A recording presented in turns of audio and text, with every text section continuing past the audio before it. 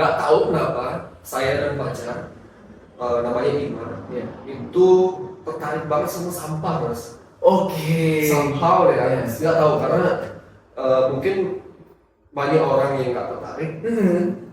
Terus ternyata orang-orang yang menjalani sampah itu tuh well itu loh in life. Gitu. Iya. Dari segi financial yang maksudnya dari segi saya ngobrol sama maupun sama pengepul besar gitu ya sampah itu mereka santai banget orangnya keren chill gitu loh. Nah biasanya ini That's sort of fly. Jadi Boleh cerita nggak mas? kalau di Indonesia ini nama panggungnya Magot. Magot. Iya Magot. Ya, seperti ulat ya. Sebenarnya tuh larva ya mas, bukan ulat. Oh iya. Dari India tuh larva. Nah kalau di luar negeri kita bilang maggot kan lumayan inilah ya, lumayan kasar kayak gitu. Cuma di Indonesia Magot gitu. Belajarnya tuh trial and error juga gitu. Maksudnya ngeliat di YouTube pun, oh gitu ya. Terus tak coba juga ternyata nggak segampang itu. Karena suatu ketika kandang lalat ini dipenuhi semut. Oh iya. Semutnya ngigitin lalat kan mati loh. Betul. Ya kita waktu itu mikir, wah nggak bisa nih, udah semprot baik loh. Iya. Besoknya lalatnya mati.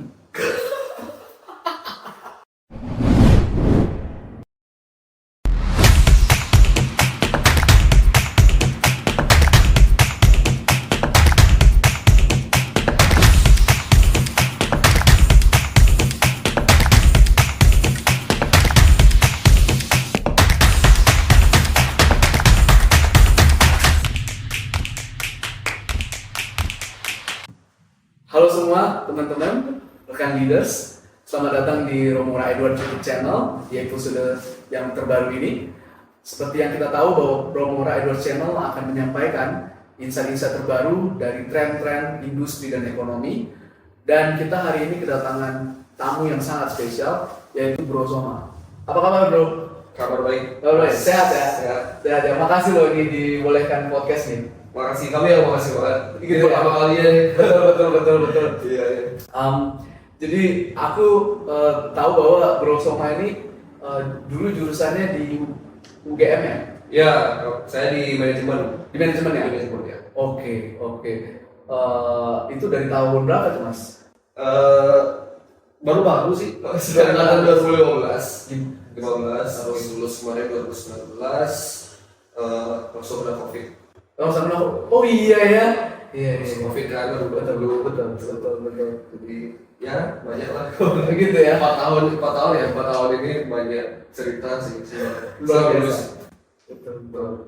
Setelah lulus kerja di Kopernik ya? Iya, jadi nggak langsung sih kerja mas. Biasalah. Ini dulu kan, nyari dulu kan gitu. Waktu itu kebetulan saya dulu nggak mau nih kerja di Bali. Aku kerja di Bali ya. Saya mikirnya pariwisata aja paling gitu. Saya nggak tertarik ke sana gitu. Terus akhirnya ada info nih, ini ada perusahaan kebetulan pacar saya waktu itu. Iya. Ini udah bagus nih Kopernik namanya. Saya lihat lah, bagus banget nih. Gitu. Oke. Cuman saya lihat openingnya waktu itu, wah requirement-nya gila sih, nggak masuk lah saya gitu kan. Ya udah, waktu itu kami mikir, why don't we try to apply as intern gitu. Iya. Udah aku email asal aja. Ya waktu itu ya ada intern dan keterima. Setelah intern, kebetulan mungkin pas banget waktu itu saya kan manajemen ya. Iya. Terus saya dapat proyek pertama tentang stunting mas. Stunting? Iya. Anak kecil yang tumbuhannya terganggu ya? Di Sumba. Pertama kali saya nggak tahu stunting, saya nggak tahu NTT.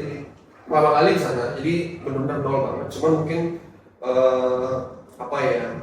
karena saya nggak kuat di stuntingnya waktu itu, tapi lebih ke projectnya itu kan. Jadi mungkin waktu itu bisa menjalani projectnya dengan bagus. Jadi dipromot. Waktu di Kopernik? Waktu di Kopernik. Nah, setelah di Kopernik 2021 itu Kopernik ini ada program internal, namanya Next CEO. CEO. Yes, the next CEO. Nah, the next CEO ini ditujukan khusus nih buat staff-staff Copernic Oke. yang ingin take Copernic's project to another level. Wow. Karena kan tadi saya bilang tuh Copernic itu yang kecil, skala kecil dulu nih. Misalnya project apa nih, solusinya tahu nih yang paling bagus apa skala kecil. Tapi untuk make the bigger impact kan harus either mau di scale up, mau di replicate to another, mau di adopt, atau mau buat entitas baru. Benar. Nah, NextCO ini khusus buat yang entitas baru ini. Oh. Waktu itu sebenarnya saya backgroundnya juga waktu kuliah pernah bikin bisnis juga Oh ya? di Bali. Saya bawa karena kuliah di Jogja kan, saya bawa angin geprek lah ke Bali. Wih, keren banget. Waktu itu salah satu yang pertama lah di Bali. Orang Bali? Oh, iya. waktu itu salah satu yang pertama di Bali, tapi waktu itu ada barengan juga beberapa gitu, jadi nggak tahu kenapa selalu barengan gitu ya. Waktu itu salah satu yang pertama di Bali. Dan maksudnya dari background itu saya pengen buat bisnis juga gitu. Oke. Maksudnya ya manajemen FEB UGM kan nggak belajar tentang lingkungan ya maksudnya. Maksudnya saya masuk ke Copernic juga, oh plastik itu masalah ya. Oh iya. Saya tahu sebelumnya gitu. Maksudnya, oh menarik nih ternyata isu-isu ini juga sebenarnya selain berdampak juga bisa profitable juga gitu. Jadi profitable yang bertanggung jawab lah. Gitu. Betul. Ya, Betul. Saya sama Copernic, oke, apa nih kita mau ngurusin apa gitu. Iya.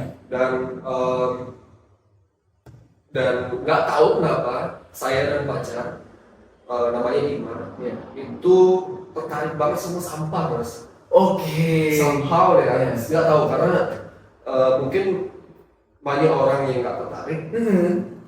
Terus ternyata orang-orang yang menjalani sampah itu tuh well gitu loh in life. Gitu. Iya. Dari segi financial, yang maksudnya dari segi saya ngobrol sama maupun sama pengepul besar gitu ya, sampah itu mereka santai banget, orangnya keren, chill gitu loh.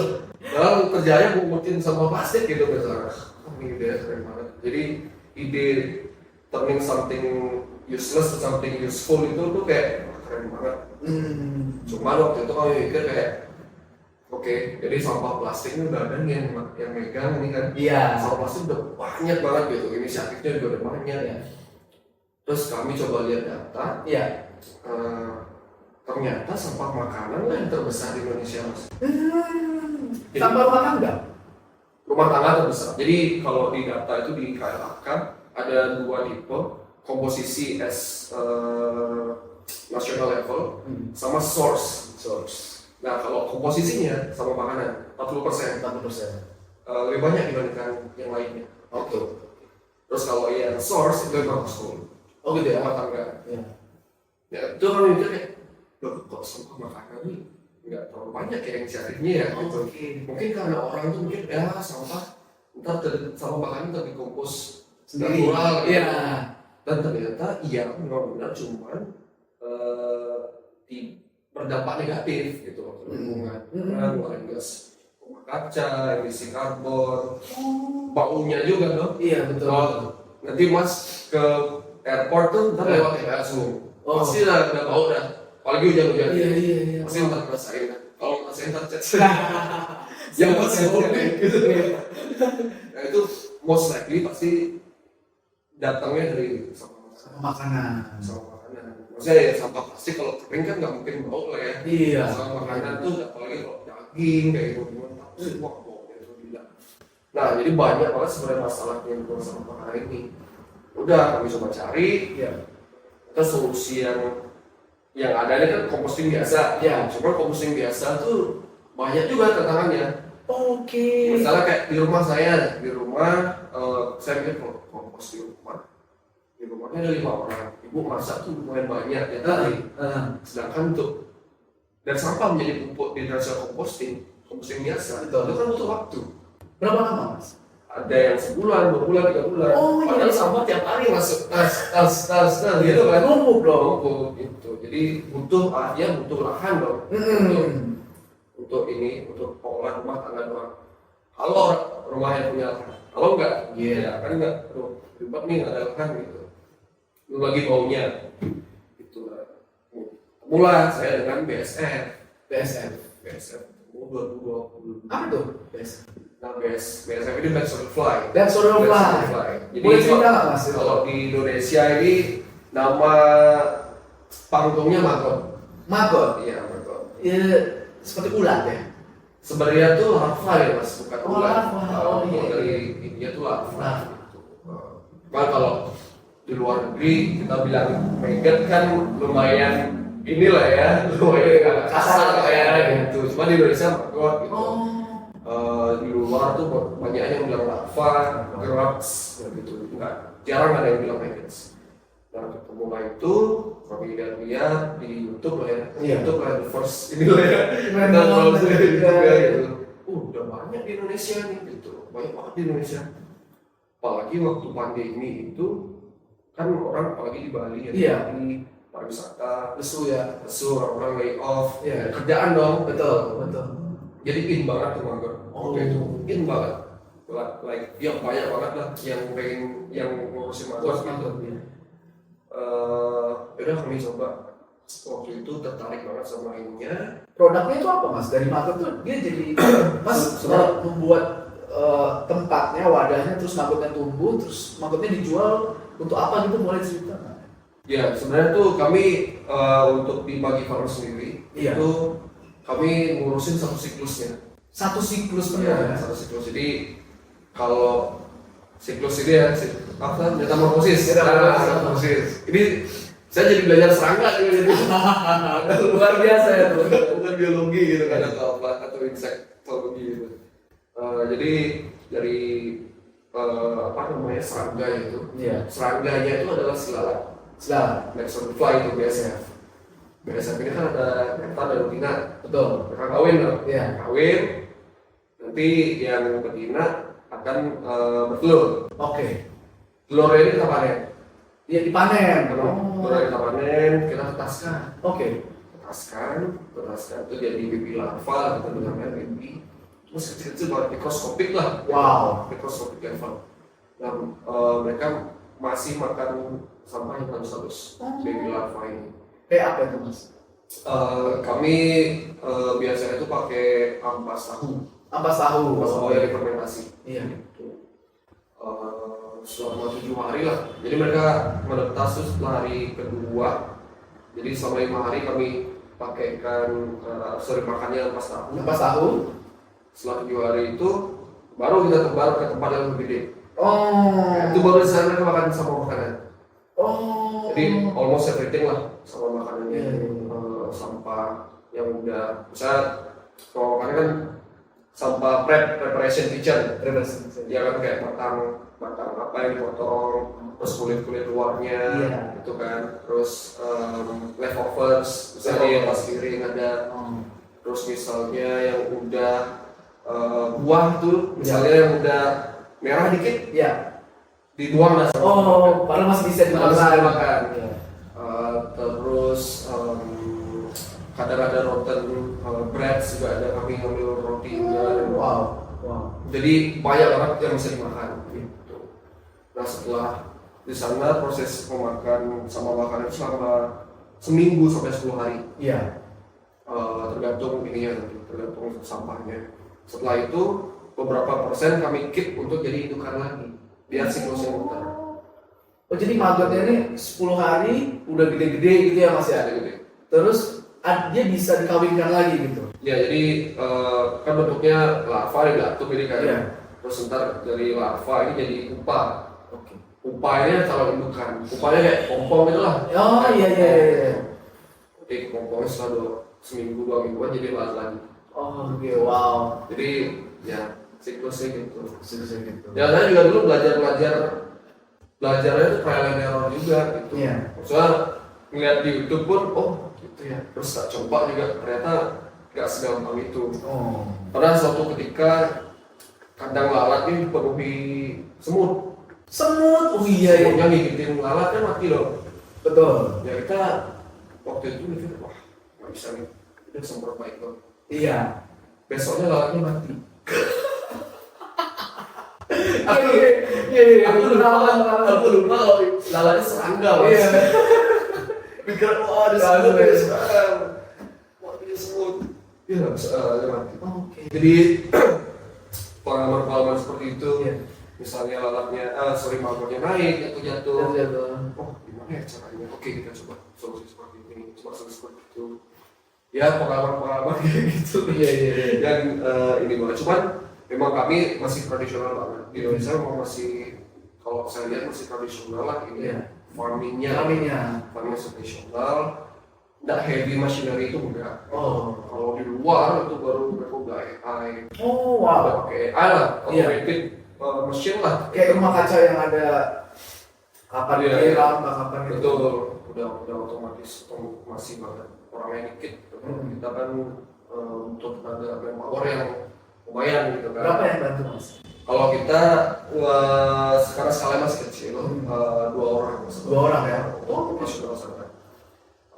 Cuman kalau misalnya ada mesin itu ya itu 1 orang aja gitu. Jadi memang apa namanya kerjaannya memang efisiensinya tuh harus ada mesinnya gitu. Oh. Gua nggak kalau masih skala kecil kan. Wah, Gitu sih mas. menarik banget. Ini sangat penting ya untuk circular economy karena ada yang bilang pupuk atau ini sebenarnya jadi pupuk kan ya? Yes. Nah tadi saya mau bilang. Jadi namanya makhluk hidup makan, Iya. kan warna kotoran dong. Betul. Kotorannya si maggots itu adalah pupuk. Oh itu, bukan maggot sendiri ya? Bukan. Oh. Nah jadi sama kayak sapi lah mas. Kotoran sapi kan jadi pupuk tuh. Iya. Cuman kalau pupuknya maggot ini lebih apa ya? Lebih tinggi nutrisinya. Oke. Lebih tinggi nutrisinya. Jadi pengaplikasiannya juga nggak banyak sebenarnya. Jadi kayak jatuhnya kayak booster. Vitamin. Oh. Vitamin. Berapa produksinya tuh mas kalau misalkan kita mulai dari tadi pengembangan larva, maggot, terus pindahkan ke wadah yang lebih besar, itu bisa dipanen langsung, terus kira-kira produksinya tuh berapa kilo? Apakah ada sekilo gitu atau dari ton atau gimana? Sebenarnya tuh konversinya paling dasar itu udah dari telurnya mas. Oke. Biasanya kalau telur 1 gram itu bisa jadi 2 kilo lah, 2 kilo maggot. Oke. Jadi konversinya 2000 kali. 2000 kali ya. 2000 kali. Wow. Wow. Masa manusia kalah gitu, kita lahir paling 3 kilo. Sekarang beratku berapa? 75 gitu. Jadi cuman 25 kalinya. Betul. Sebenarnya si maggot 2000 kalinya. 2000 kali. Wow. Gila tuh emang. Maksudnya dari yang kecil kita nggak bisa lihat pas baby, kita nggak bisa lihat sama sekali. Sudah gede segini udah dalam manfaat. Udah gede banget. Jadi karena mereka makan 2 kali berat badannya tiap hari. Betul. Ya kayak saya berat 75, 120 kilo saya makan hari ini mas. Benar. Soalnya saya makan lebih lagi. 2 kali berat badannya tiap hari ya. Iya, Ini benar-benar minimal loh itu. Minimal, kadang bisa lebih juga gitu. Oh, Jadi semakin banyak dia makan semakin bagus, makanya semakin cepat dia ya. Life cycle-nya. Kalau kita melihatnya dari sana, dari konversi paling dasar itu dari telurnya itu. Kalau yield-nya hasilnya itu bervariasi sebenarnya. Kalau mau misalnya kayak ada ukurannya nih, misal box ukuran 1x1 meter itu bagusnya berapa gram telur. iya. Jadi di sana kita ukur economies of scale-nya di sana gitu. Oh. Ya maksudnya kalau ngomongin protein gitu ya, kalau yang saya perhatiin nih, misalnya protein apa nih yang 1 meter persegi itu bisa ngasilin berapa kilo protein per year gitu. Betul. Itu kan ngomongin lahan, Iya. ngomongin water, Water. ngomongin apa lagi emisi rumah kaca. Itu banyak banget. Kalau si maggot itu bisa kalau per tahun ukuran 1x1 meter itu sampai meter persegi ya bisa ratusan kilo per tahun. Oh gitu ya? Kan siklusnya kan cepat. Oh. Satu siklus tuh 30-40 hari. 30 baru bisa di Ya bisa paling kotorannya tadi ya dijadiin sama magnetnya. Oh, kita sekalian ya. Jadi di dalam box itu ada kotorannya, ada magnetnya. Gitu. Jadi kalau ngomongin protein lain gitu, misalnya kayak sapi, ayam, babi, mereka tuh 1 meter persegi kan berapa sih bisa gitu kan, Betul. berapa ekor sih yang bisa gitu kan. Jadi kalau dari segi efisiensi dan dampak ke lingkungan, insect farming ini sangat-sangat Sustainable ya? sustainable, lebih efisien dari segi farming. Apalagi kalau BSF itu bisa divertikalin, itu bisa save space dong. Oke. Vertical farming banyak tuh di Indonesia, rata-rata di Indonesia banyaknya vertical farming. Vertical farming ya? Iya. Kalau Mas sendiri di Magic Kalau Farm, kami awalnya tuh dulu vertikal, iya. terus penasaran nyoba horizontal, penasaran Iya. ke di bawah gitu kan, Heeh. enak banget ternyata nih kayaknya. Beda, kami coba switch horizontal dan udah berapa, ini baru 6 bulan switch ke horizontal. Kami merasa oh memang lebih enak secara moving itu lebih enak, Iya. mobilitas lebih enak. Cuman dari segi lahan itu lebih banyak. Iya. Hasil juga lebih sedikit gitu kan. Kalau bisa di stack atas, Iya. hasil lebih banyak lah hasilnya secara teoritis lah ya. Iya. Itu.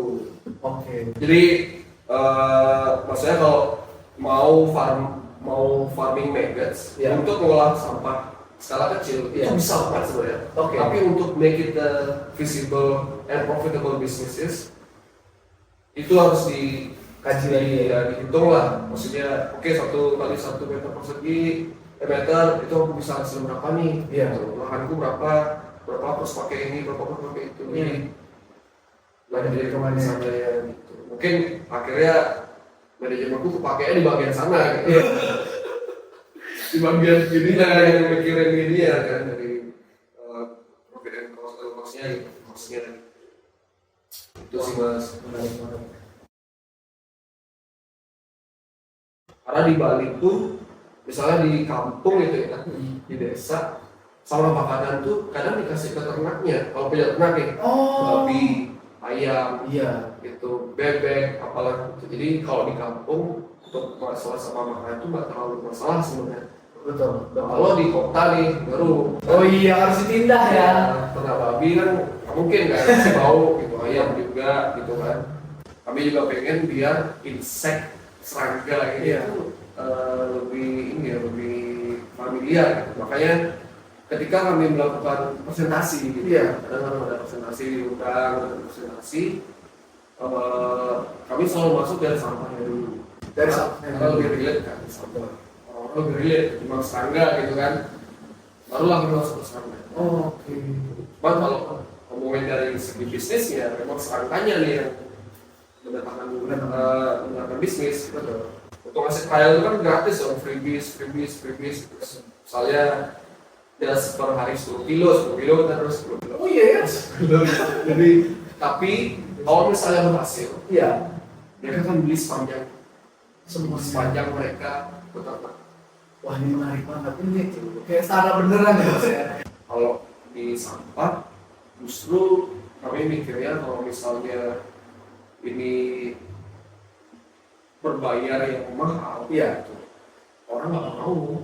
Oh, iya betul. Ya kan, jadi disinsentif dong. Jadi ya, aku bayar itu cuma 40.000 sebulan, aku nggak perlu mikir gitu. Iya. Ngapain kamu lebih mahal, saya harus nilai lagi, saya harus gini, nah gitu kan. Iya.